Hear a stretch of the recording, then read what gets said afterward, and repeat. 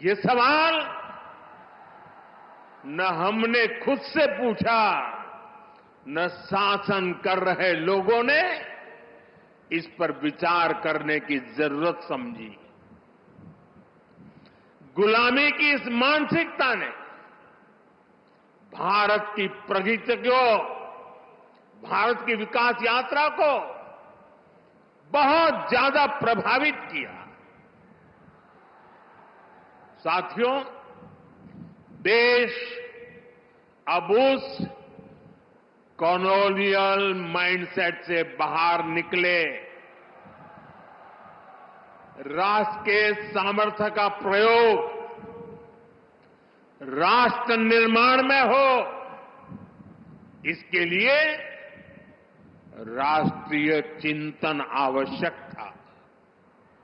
और इसलिए मैंने 15 अगस्त को लाल किले से गुलामी की मानसिकता से मुक्ति का संकल्प देश के सामने रखा था। अब भारतीय न्याय संहिता, नागरिक संहिता, इसके जरिए देश ने उस दिशा में एक और मजबूत कदम उठाया है।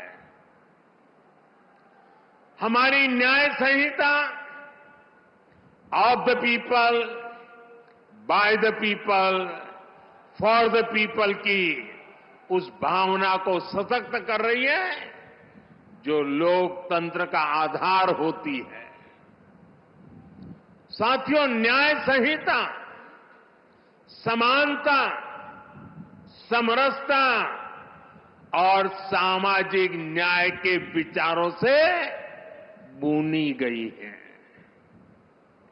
हम हमेशा से सुनते आए हैं कि कानून की नजर में सब बराबर होते हैं, लेकिन व्यवहारिक सच्चाई कुछ और ही दिखाई देती है।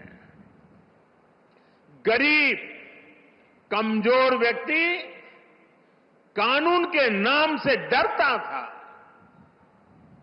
जहां तक संभव होता था वो कोर्ट, कचहरी और थाने में कदम रखने से डरता था। अब भारतीय न्याय संहिता समाज के इस मनोविज्ञान को बदलने का काम करेगी। उसे भरोसा होगा कि देश का कानून समानता की, इक्वालिटी की गारंटी है।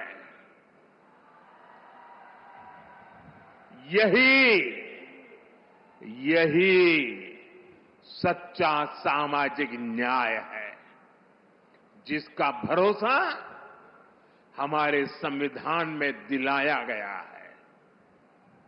साथियों, भारतीय न्याय संहिता,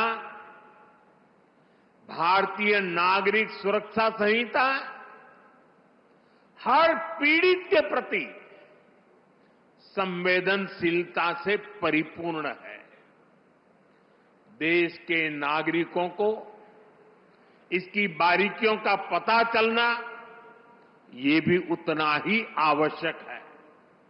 इसलिए मैं चाहूंगा आज यहां चंडीगढ़ में दिखाए लाइव डेमो को हर राज्य की पुलिस को अपने यहां प्रचारित प्रसारित करना चाहिए। जैसे शिकायत के 90 दिनों के भीतर पीड़ित को केस की प्रगति से संबंधित जानकारी देनी होगी। ये जानकारी एसएमएस जैसी डिजिटल सेवाओं के जरिए सीधे उस तक पहुंचेगी। पुलिस